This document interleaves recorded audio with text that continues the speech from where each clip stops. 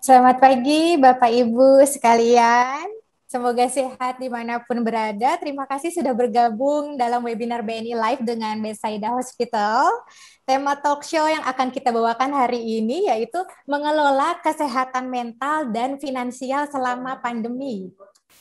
Pasti kalau melihat tema ini Bapak Ibu ada merasakan, jangan-jangan ada yang didiamkan menjadi bumerang, tetapi mungkin juga ada yang coba-coba browsing untuk cari solusi terbaik, tapi tentunya dengan banyak memohon petunjuk dari Yang Maha Kuasa.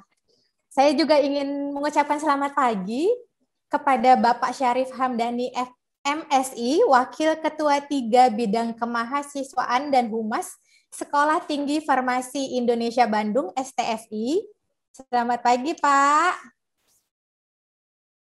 Kemudian juga kepada Ibu Aldila Anggraini dari Betsaida Hospital.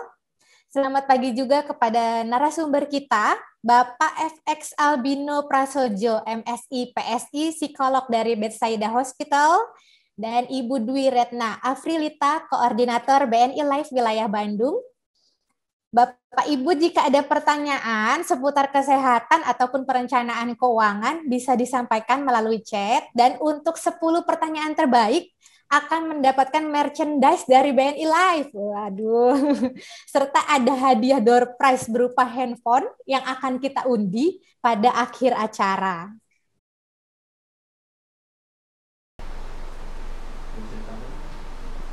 Oke, perkenalkan, nama saya FX Albino Prasojo. Saya psikolog klinis yang berpraktek di Betsaida Hospital. Saya bergabung sejak tanggal 12 bulan 12 tahun 2012. Jadi saya sejak awal sudah berpraktek di Betsaida, sejak berdirinya Betsaida di Tangerang ini. Nah, pada pagi ini ya saya akan membawakan topik tentang kesehatan mental dan kesehatan finansial selama pandemi COVID-19 ini. Nah, apa sih tentang kesehatan mental atau kesehatan jiwa? Ya, menurut Undang-Undang Republik Indonesia tahun 2014 tentang kesehatan jiwa, yaitu kondisi di mana seorang individu dapat berkembang secara fisik, mental, spiritual, dan sosial, sehingga individu tersebut menyadari kemampuan sendiri, dapat mengatasi tekanan, dapat bekerja secara produktif, dan mampu memberikan kontribusi untuk komunitasnya. Ya. Jadi ya, harapannya adalah pada kesempatan hari ini ya, bagaimana kita sebagai individu dalam menghadapi situasi pandemi COVID ini ya dapat tetap berkembang secara fisik ya, kesehatan fisiknya maupun kesehatan mentalnya dan juga spiritual serta sosialnya ya. Nah, dalam hal ini ya yang paling seringkali terjadi adalah ya masalah stres. Stres berlebih sebagai salah satu masalah kesehatan mental atau jiwa. Sebetulnya apa sih itu stres ya? Stres ya, ini merupakan keadaan ketika kita mengalami suatu tekanan yang sangat berat, baik secara emosi maupun mental. Jadi apa itu stres? Stres itu adalah keadaan ketika kita mengalami suatu tekanan yang sangat berat, baik secara emosi maupun secara mental. Ya, sebetulnya stres ini merupakan reaksi alamiah pada diri kita, ya, dalam prosesnya untuk beradaptasi dalam situasi yang tidak menyenangkan. Ya, jadi stres ini adalah sesuatu yang alamiah yang bisa terjadi dalam keseharian kita. Nah, sumber stresnya ini bisa berasal dari dalam diri kita sendiri, ya, bisa dari genetik, ya. Bahwa orang stres, ya, bahkan gangguan kejiwaan itu bisa ditarik ke atas ke 3 generasi sebelumnya. Ya, bagaimana ya stres itu terjadi? Pasti ketika anak stres bisa dilihat bahwa bisa jadi orang tuanya juga mempunyai pola stres yang sama. Ya, kakek neneknya seperti itu juga. Dan ini juga berpengaruh terhadap kepribadian ya dalam diri individu itu sendiri. Bagaimana sebetulnya kepribadian itu merupakan interaksi juga dari pola asuh dari orang tuanya ya. Artinya stres ini juga berasal dari dari luar diri kita ya.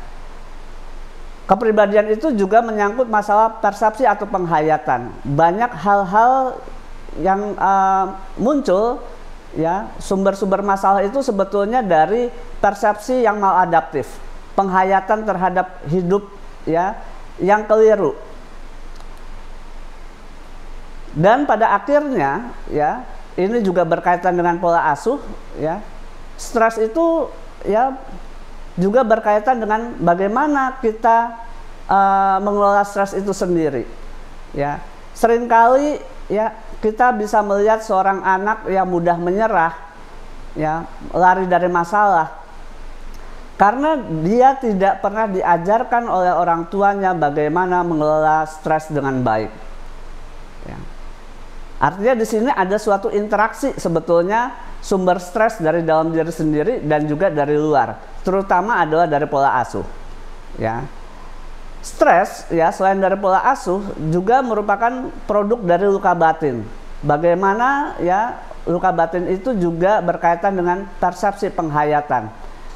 Banyak individu ya yang diperlakukan ya tidak semestinya oleh orang tuanya ya, kemudian mengalami luka batin, mengalami traumatis ya. Tetapi juga masalah persepsi juga ya, bahwa ada anak, ada individu yang ya diperlakukan misalnya dengan keras oleh orang tuanya, tetapi justru ya dia akan menjadi pribadi yang lebih kuat ketika dewasa.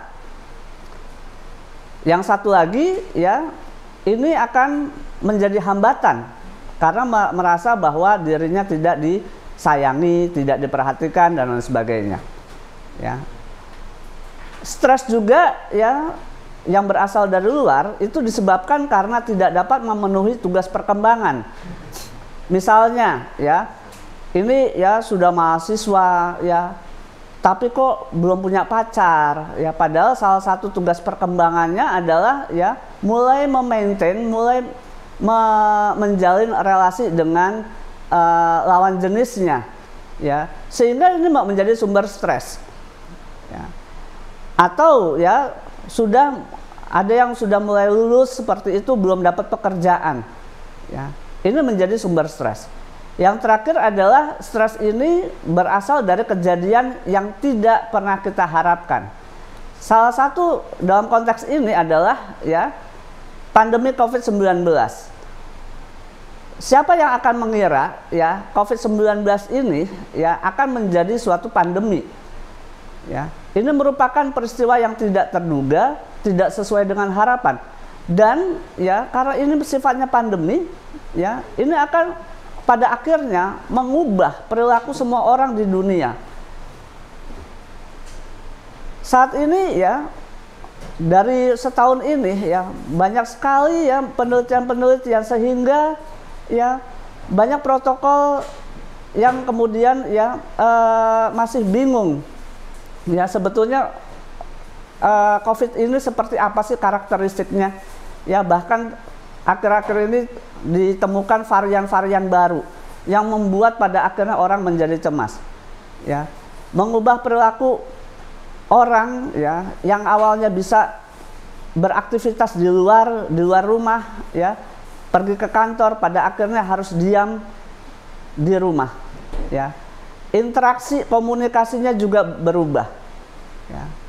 Kita juga harus mengubah perilaku sehat kita. Ya. Dan ini tidak mudah. Orang disuruh minta menggunakan masker itu pun juga sangat sulit sekali pada awal-awal, bahkan sampai sekarang pun masih ditemukan orang tidak mau menggunakan masker dengan baik, ya. Kemudian mengubah cara cuci tangan. Selama ini banyak sekali ternyata, ya, cara mencuci tangan dengan baik itu, ya, sedikit yang benar, ya. Jadi harus diajari bagaimana tuh cara mencuci tangan, ya. Tahapan-tahapannya seperti apa, ya. Seringkali mencuci tangan itu hanya sebagai formalitas, ya. Masih ditemukan juga, ya, perilaku berkerumun, ya, berkerumunnya juga nggak pakai masker, ya, merasa bahwa ya itu hidup mati di tangan Tuhan, ya. Artinya di sini juga banyak sekali perilaku, ya, yang mengubah cara hidup kita. Di satu sisi, ya, ada orang yang merasa bahwa semuanya itu baik-baik aja, tetapi juga, ya, banyak juga karena pandemi COVID-19 ini, ya, orang menjadi stres, maka menjadi sumber stres baru buat diri kita. Nah, stres, ya, saya sengaja menggunakan kata stres untuk, ya, orang awam bisa lebih mengerti begitu, ya. Itu sangat berpengaruh terhadap kesehatan tubuh kita, ya. Stres ini, ya, secara fisik akan bisa menyebabkan sakit kepala, ya. Bisa bayangkan ketika kita menghadapi suatu tekanan, ya, ujian, ya. Ini kadang-kadang kita mengalami sakit kepala, ya. Sakit kepala, ya, bisa dari depan ke belakang sampai sakit pundak seperti itu, ya. Yang sebetulnya itu adalah tension headache, ya. Ada suatu tekanan begitu, ya. Ketika mungkin minum obat untuk meredakan, ya, hilang, tetapi kemudian akan muncul, ya. Biasanya ketika terus-terusan seperti itu, ya, datang ke psikolog, ya, akan ketemu tuh sebetulnya ada kaitannya dengan peristiwa yang sedang dialami, ya. Kemudian infeksi berulang, ya, tegang otot, ya, seperti saya katakan tadi, sakit kepala, kemudian biasanya pundaknya ini, ya, tegang, ya, digosok dengan analgesik seperti itu, ya, tetap, ya, sakit, ya, atau capek berlebih, ya. Banyak keluhan dari pasien, ya, kenapa sih, ya, padahal tidurnya itu udah cukup seperti itu, masih berasa capek, ya, ketika bangun gitu, ya. Karena ini juga merupakan salah satu, ya, indikasi bahwa orang itu sedang mengalami stres. Kemudian iritasi kulit, gatal-gatal seperti itu, ya. Nah, ketika di interview, ketika konseling seperti itu, ternyata, ya, gatal-gatalnya berulang, ya. Sudah diberikan obat tapi tetap gatalnya berulang pada saat-saat tertentu, ya. Kalau kaitannya dengan pelajar, ya, biasanya ujung-ujungnya adalah masalah nilai, masalah ujian, tegang, ya. Kenapa sih, ya, orang gatal-gatal gitu, ya? Sebetulnya punya kebutuhan yang tidak terpenuhi juga, ya. Bahwa sebetulnya orang itu sebetulnya butuh belayan, ya. Kadang, ya, ini menarik gitu, ya, ketika kita bicara tentang kejiwaan, ya. Kenapa sih, ya, gatal-gatal, ketombean, ya, terus eksim seperti itu, ya. Ternyata, ya, secara psikologis orang ini sebetulnya membutuhkan yang namanya kelembutan, ya, belayan dari orang yang dia kasihi. Kadang, ya, stres itu akhirnya menimbulkan sesak napas, ya, cemas, ya, seperti itu ada kaitannya begitu, ya. Apalagi banyak kasus, ya, panic attack gitu, ya, di mana orang-orang yang dikasihi itu meninggal karena COVID, ya.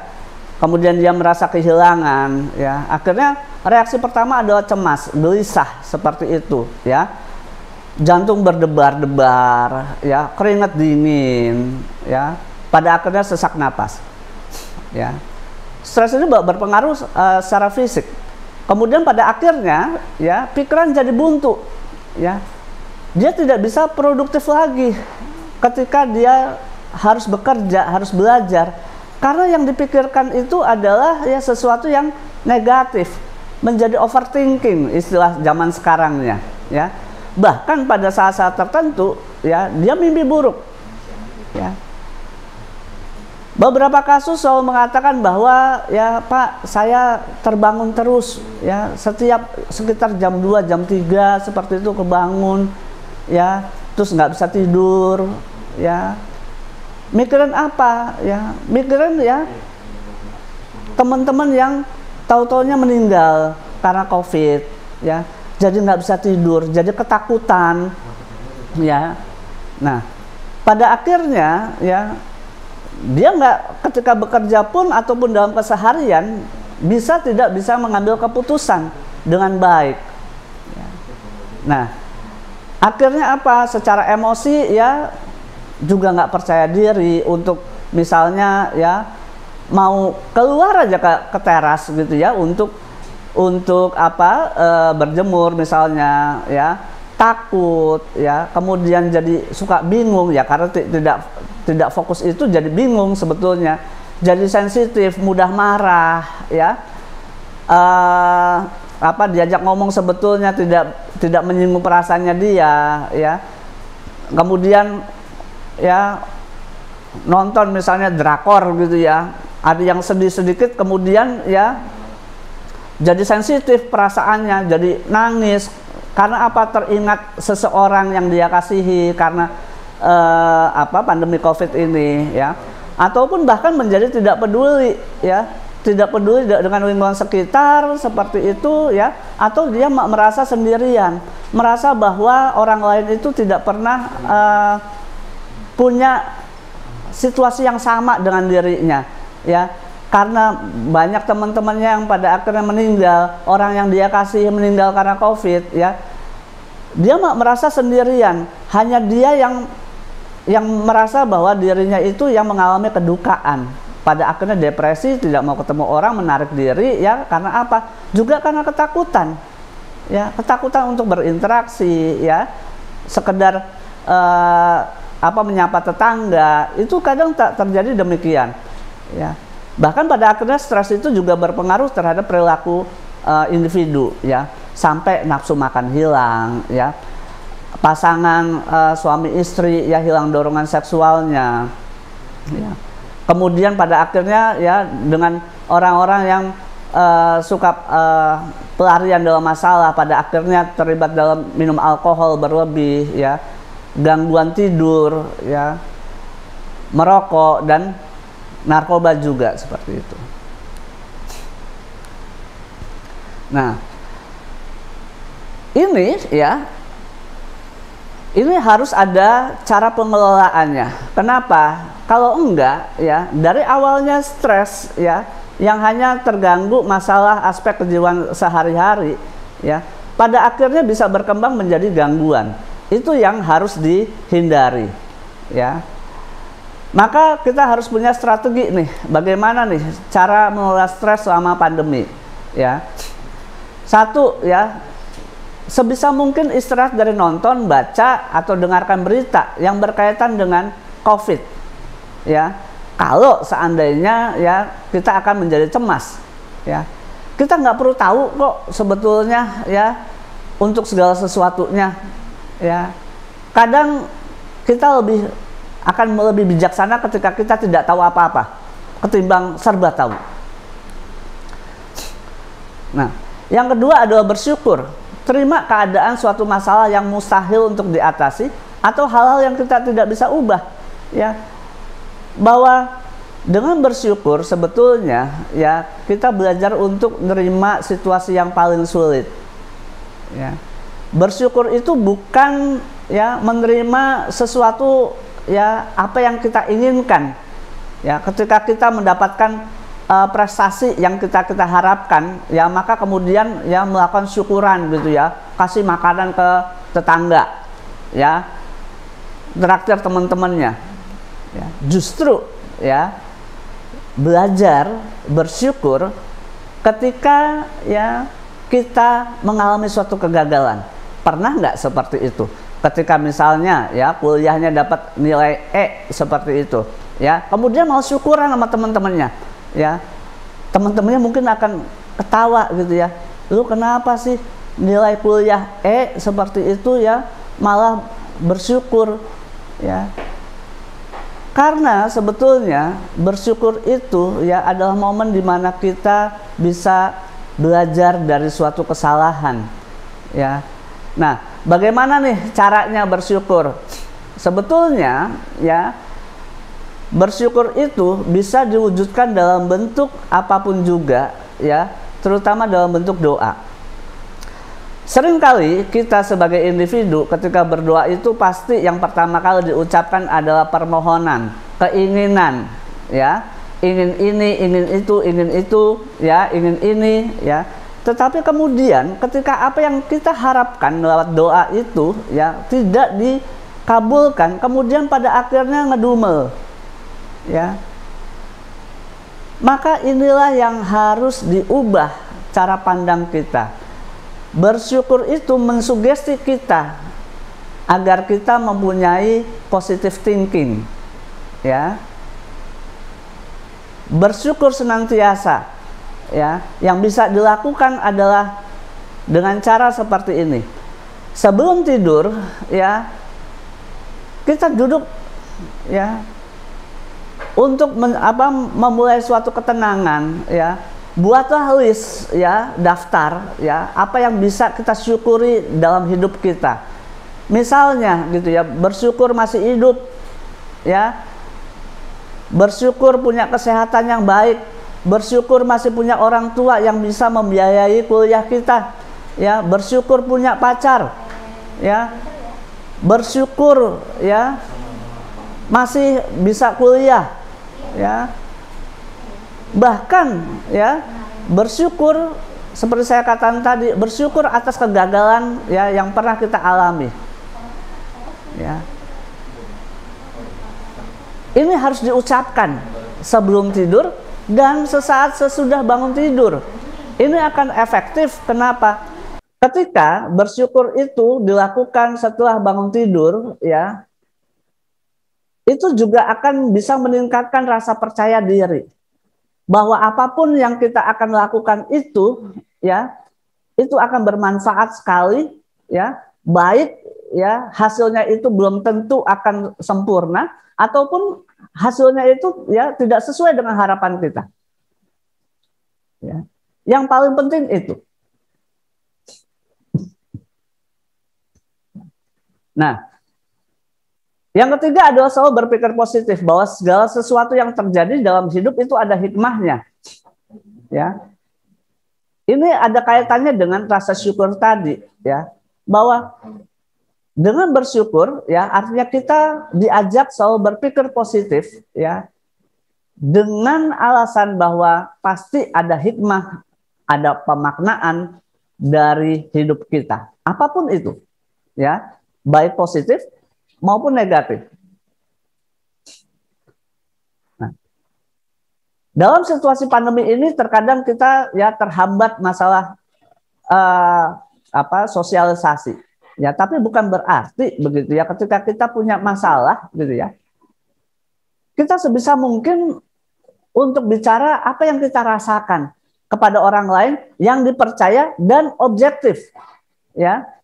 Jangan kemudian ya Anda bicara kepada orang yang nggak bisa dipercaya, ya kemudian ya ember gitu, ya gosip, ya pada akhirnya orang-orang jadi tahu tuh masalah kita, ya bukannya selesai masalahnya, ya tetapi malah mendapatkan cibiran, ledekan seperti itu ya dari orang-orang lain yang sebetulnya ya tidak tahu sebetulnya masalahnya itu di mana ya. Yang paling mudah memang pada akhirnya ya datanglah ke profesional, ke psikolog seperti itu untuk bisa menemukan solusinya.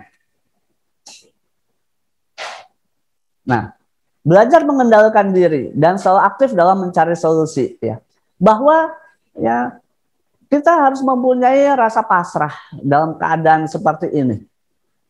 Tetapi bukan menyerah ya. Jangan katakan bahwa oke lah ya hidup mati di tangan Tuhan, tetapi kita juga mesti realistis bahwa ya segala sesuatunya itu adalah bisa kita kendalikan oleh diri kita sendiri. Ya, dalam keadaan seperti ini ya banyak orang pada akhirnya mengalami PHK ataupun pengurangan ya gaji. Ya, dari situ akan menjadi masalah buat mereka-mereka ya. Tetapi ya bukan berarti kemudian hanya diam saja meratapi ya apa yang dialami seperti itu, tetapi cobalah ya aktif mencari solusi. Salah satunya adalah dengan ya social support tadi ya, dengan bicara kepada orang lain seperti itu ya, tanpa bermaksud untuk minta bantuan sesuatu loh ya. Maka memang harus kepada orang yang dipercaya ya. Kalau tahu-taunya nih ya, saya nih habis ada pengurangan gaji segala macam begitu ya. Kadang nggak ketika kita selalu bicara kepada orang lain ya, malah bukannya dibantu memberikan insight gitu ya apa yang harus dilakukan ya, malah seneng ya. Banyak kadang-kadang yang seperti itu dalam arti rasain ya, kalau gue enggak dong. Ya, malah kadang-kadang jadi pamer ya bahwa dirinya tetap mendapatkan gaji ya seperti sedia kala.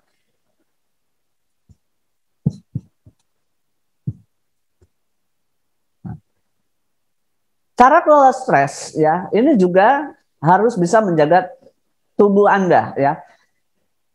Ketika ngalamin panik ya, beberapa kasus belakangan ini saya mendapati ya orang panik ya selama COVID ya.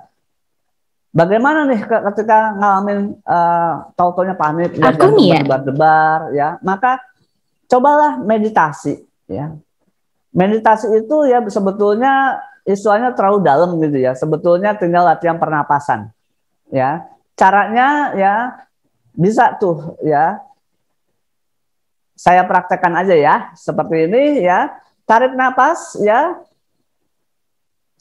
sekuatnya, bukan sekuatnya maksudnya sebisanya ya. Menggunakan hidung, tarik napasnya. Tahan 2 detik ya, kemudian ya keluarkan melalui mulut.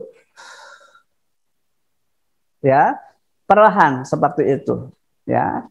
Nah, itu diulang-ulang sembari ya mengatakan ya ketika saya menarik nafas dan mengeluarkan nafas saya akan menjadi rileks. Saya menjadi rileks seperti itu ya. Kalau bisa seperti itu ya sembari ya membayangkan tempat yang paling enak selama ini yang mempunyai memori baik tentunya, jangan yang memori buruk ya. Bukannya menjadi tambah rileks gitu ya, tambah tegang sebetulnya ya. Nah, ini bisa dilakukan berulang-ulang ketika ya terasa badan nggak enak ya, mulai terasa panik seperti itu ya. Ini bisa dilakukan ya. Atau lakukan stretching ya. Di luar sembari mendapatkan sinar matahari ya, itu bisa dilakukan. Ya, tentu saja makan makanan yang sehat juga ya, hindarin itu yang namanya rokok, alkohol ya. Ini akan menyebabkan orang sakit ya. Ketika sakit seperti itu takut ke rumah sakit ya. Jadi sumber stres baru. Ya. Olahraga secara teratur ya. Tapi harus dipilih olahraga yang bisa menjaga jarak ya. Sepeda boleh gitu ya, nggak usah dipikirin sepeda yang mahal ya. Harus pada akhirnya upgrade ya sana sini, pada akhirnya uangnya habis ya. Nanti ya kaitannya di pengelolaan keuangan sebetulnya ya. Yang paling penting adalah badan itu bergerak dan ya tidur secara cukup ya. Jadi harus diatur tuh antara makan, olahraga dan istirahat dan juga bekerja itu harus diatur ya. Nah, juga lanjutkan dengan tindakan pencegahan rutin ya, vaksinasi ya. Kalau seandainya sudah mendapatkan seperti itu ya sudah divaksin. Tapi bukan berarti ya orang yang divaksinasi itu ya bisa dengan bebas kemana-mana, lepas masker ya. Justru ya, orang yang sudah divaksinasi punya tanggung jawab lebih untuk menjaga kesehatan diri kita sendiri dan juga orang lain. Ya, kenapa? Ya karena mubazir aja seperti itu divaksinasi, kemudian tidak menjalankan protokol kesehatan. Ya, ingat Pak, banyak kasus di mana setelah vaksinasi tetap bisa terkena COVID seperti itu. Ya, karena memang ya sampai sekarang juga masih diteliti sebetulnya akan menimbulkan antibodi seberapa lama sih ya dari suntikan pertama dengan suntikan kedua seperti itu ya. Nah, ini harus dijaga kondisi kita ya supaya vaksin itu tidak mubazir. Istirahat, luangkan waktu untuk melepas lelah ya. WFH seperti ini ya ataupun belajar di rumah ya. Jangan cuma duduk ya, tapi ya sesekali keluar ya untuk olahraga ya, stretching ya. Kemudian tetap terhubung dari orang lain ya, dengan orang lain seperti itu meskipun ya kita tetap harus menjaga jarak ya ataupun ya terpaksanya dengan online ya. Yang merantau seperti itu punya orang tua ya, kalaupun orang tuanya ya video call itu akan lebih membuat ya terhibur ya. Dan ya jangan juga hanya sekedar ya melihat diri kita sendiri, tetapi juga bisa membantu orang lain yang mengalami kesulitan ya. Naluri orang ya itu salah satunya adalah menolong orang lain. Ya, ini menjadi sumber kebahagiaan loh sebetulnya ketika kita ya bisa membantu orang lain yang sedang mengalami kesulitan. Jangan tunggu kondisi kita baik sehingga kita bisa membantu orang lain. Justru ya membantu itu akan lebih bermakna ketika kita juga sedang mengalami kesulitan. Ya. Tapi yang paling ingat adalah jangan kemudian ya berharap dapat pahala gitu aja ya, malah nggak dapat pahala ya, artinya kan sebetulnya ya mengharapkan sesuatu ya, bantu orang lain dengan tulus ya. Nah, yang terakhir bisa ya tetap terhubung dengan komunitas ya atau organisasi berbasis keagamaan ya, karena ini penting sekali. Kenapa? Ini salah satu bentuk ya pengelolaan stres secara spiritual.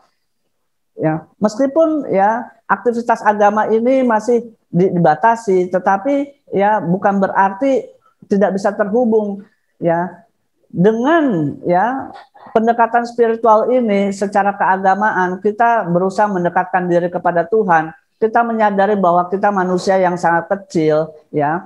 Kita seberusaha apapun juga begitu ya, masih ada kekuatan lain yang bisa menentukan kehidupan kita dengan cara pasrah tapi realistis seperti itu ya. Kalau ya ternyata ya Anda masih ya kesulitan mengelola stres seperti saya katakan tadi ya, silahkan konsultasi ke psikolog sehingga kita bisa membantu sebetulnya ya apapun masalah yang ada ya. Nah, saya diminta juga untuk membicarakan tentang pengelolaan finansial ya. Sebetulnya saya bukan ahli dalam bidang finansial ya, tetapi ya berdasarkan masalah-masalah yang ada yang datang kepada saya, seringkali uang itu menjadi sumber petaka ya dan juga sumber kebahagiaan ya. Di satu sisi ya orang stres ya karena nggak punya uang ya, kemudian ya kaitannya dengan relasi keluarga kemudian jadi mengalami keretakan karena ya ujung-ujungnya masalah keuangan ya. Uang yang berlebih juga seperti itu ya. Orang punya uang banyak ya bisa berselingkuh ya. Artinya apa ya, di sini juga jangan dipikir ya uang yang banyak itu akan menjadi sumber kebahagiaan, ternyata juga menjadi sumber masalah dalam suatu relasi ya. Ini yang sering kali saya hadapi dalam di klinik psikologi. Nah, kaitannya menjaga kesehatan finansial selama pandemi ya, kita harus bisa memilih apa yang menjadi kebutuhan dan apa yang menjadi keinginan sesaat ya. Jadi kita butuh perencanaan nih sebetulnya ya. Kita harus tahu ya kita punya uang, ya. Sebetulnya kan Tuhan memberikan rezeki itu ya pasti cukup. Tetapi gaya hidup yang kadang-kadang membuat ya uang itu jadi nggak cukup. Maka untuk menjadi cukup ya kita harus mengenali apa yang menjadi kebutuhan kita dan apa yang menjadi keinginan kita sesaat. Ya, yang menjadi prioritas yang mana? Pastinya yang harus jadi kebutuhan utama. Apalagi dalam masa pandemi ini ya. Jadi di sini butuh perencanaan. Ya. Dan juga ya karena butuh perencanaan ini juga harus kita bisa berpikir ke depannya ya. Masalah uang itu sebetulnya ya juga berkaitan dengan ya masalah karir ya, masalah rencana keluarga seperti apa ya, besok makan apa, itu karena kaitannya juga masalah uang ya. Jadi ya kita semua ya ini juga para mahasiswa ya juga dari sekarang juga harus tahu tuh tugas perkembangan kita sehingga kita bisa membuat pemetaan kebutuhan pada masing-masing tahapan. Misalnya nih, kalian masih mahasiswa ya. Oke, ya, apa yang menjadi kebutuhan individu sekarang ini ya? Yang nomor satu ada kuliah ya. Apakah dikasih uang jajan nggak masih tetap gitu ya selama kuliah di rumah ya? Kalau iya, ya maka harus dipikirkan ini uang untuk apa nih, ya. Nah, kemudian nextnya seperti apa? Apakah ditabung nih, ya? Karena apa? Sadar bahwa setelah lulus nanti, gitu ya, kemudian akan bekerja. Nah, apakah langsung dapat kerjaan? Belum tentu juga. Maka ya ini juga harus ya dipikirkan nanti kalau belum kerja bagaimana nih, gitu kan? Ya. Nah, maka bisa nih dibuat perencanaan dari sekarang ya, ditabung misalnya seperti itu sehingga ketika orang tua kamu kan udah lulus gitu kan, ayo cari kerja ya. Artinya nggak dapat uang jajan tuh ya, maka ini juga harus dipikirkan. Nextnya ke depan, oh iya, nanti saya sudah punya pacar ya. Ini gimana nih? Yang mau serius enggak? Yang mau mingguannya seperti apa? Ya. Itu kan juga harus direncanakan. Kalau sakit seperti apa, ya. Nah, ini ya berkaitan dengan tugas perkembangan individu pada akhirnya, ya. Nah, yang terakhir adalah ya, karena saya berkecimpung di kesehatan jiwa, ya, maka ya saya ingin memberikan suatu tips persepsi positif tentang kesehatan finansial. Satu, bersyukur, ya. Nomor satu itu harus bersyukur atas rezeki yang diberikan walau enggak sesuai dengan harapan. Ya, uang berkurang, uang jajan berkurang, ya, tetapi harus tetap disyukuri bahwa tetap dikasih uang jajan seperti itu. Dan percaya deh, ya rezeki enggak kemana-mana, ya. Dan juga jangan lupa, ya uang itu diberikan, ya jangan hanya untuk senang-senang diri sendiri, tetapi lihatlah orang lain yang sedang berkesusahan saat ini. Berikan sedekah. Semua agama pun juga akan ya mengajarkan yang namanya sedekah. Ya, semakin banyak bersedekah ya. Mohon maaf Pak Albino, waktunya 2 menit lagi ya Pak. Adalah ya pendirian. Yang terakhir adalah jangan pernah jadi budak uang. Ya. Kita harus memperlakukan uang untuk tujuan yang baik. Terima kasih dari saya ya.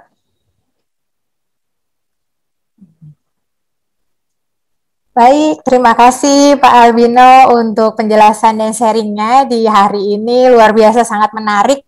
Sudah banyak pertanyaan, namun harap bersabar Bapak Ibu, nanti kita punya sesi sendiri untuk pertanyaan. Dan kalau dilihat di sini pertanyaannya sudah sangat banyak ya, antusias sekali Bapak Ibu saat ini ya. Dan mungkin langsung saja saya mau lemparkan pertanyaan yang pertama, ini dari Ibu Santi.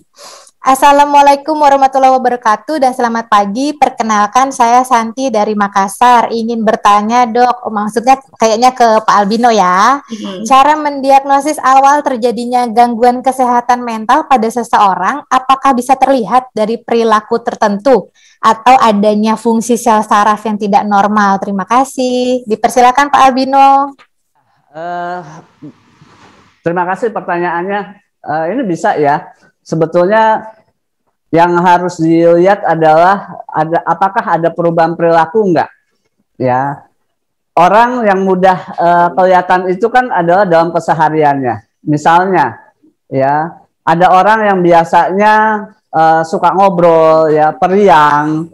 Kemudian, ya, tahu-taunya perlahan dia nggak mau ketemu dengan orang, jadi pendiam, ngomong seadanya, ya. Kemudian mulai nafsu makan berkurang. Nah, ini menunjukkan adanya suatu perubahan yang mengarah kepada menurunnya kesehatan mental seseorang.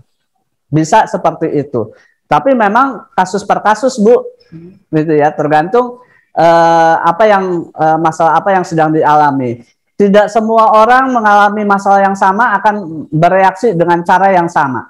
Ya, biasanya terjadi ada perubahannya itu ya perlahan mulai terjadi perubahan yang negatif seperti contoh saya tadi.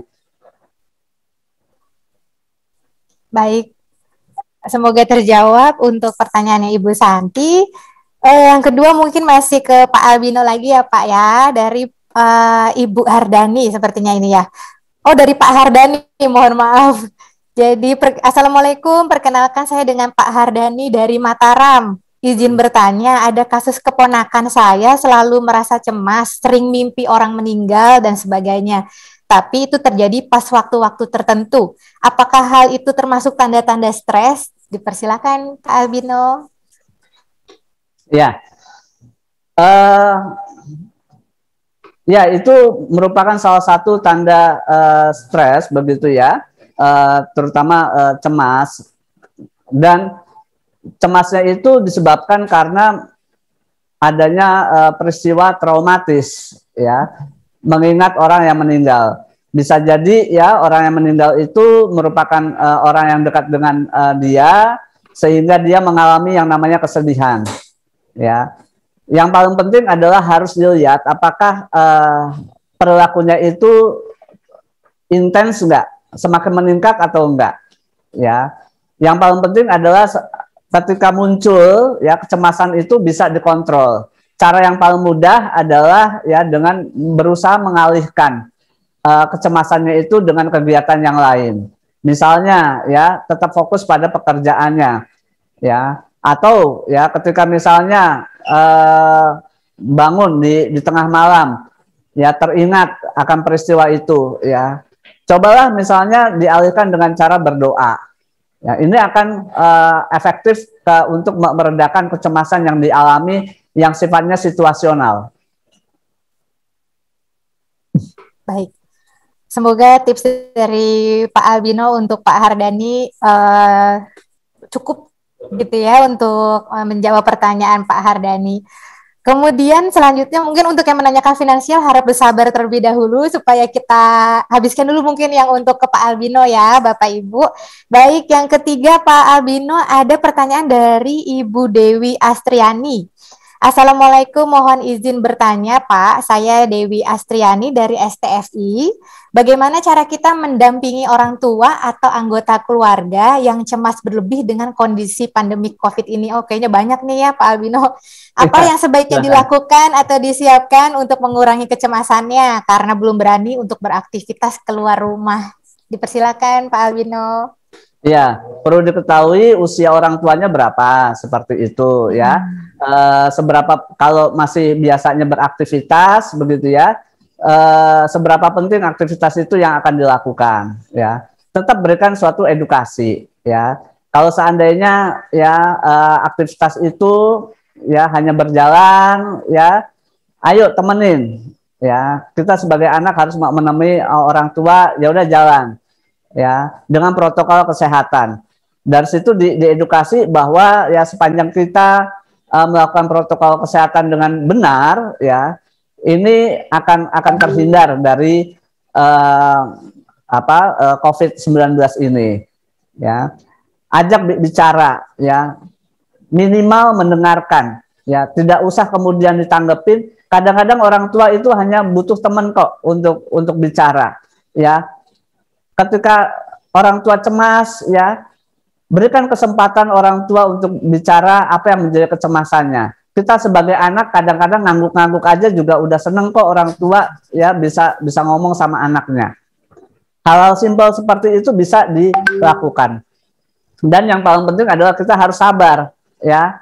Jangan sampai kita juga emosi begitu ya, kesel ya, pada akhirnya ya orang tua juga jadi stres ya, karena nggak, sebetulnya dalam kondisi seperti ini, apalagi orang tua yang masih gaul ya, membutuhkan teman ya untuk beraktivitas, untuk ngobrol ya, kemudian kitanya nggak mau dengerin.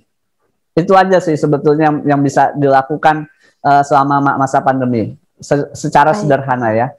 Ya, baik. Itu sepertinya contoh-contoh tips simple tapi sangat penting ya Pak Albino ya. Betul. Iya.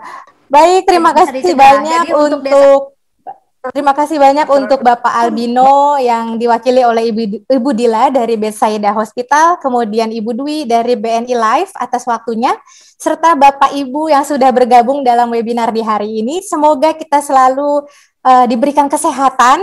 Jangan lupa juga follow sosial media dan IG BNI Life ID untuk mendapatkan informasi mengenai produk, kegiatan webinar seperti saat ini, dan tips lainnya. Akhir kata, wassalamualaikum warahmatullahi wabarakatuh. Easy Life BNI Life.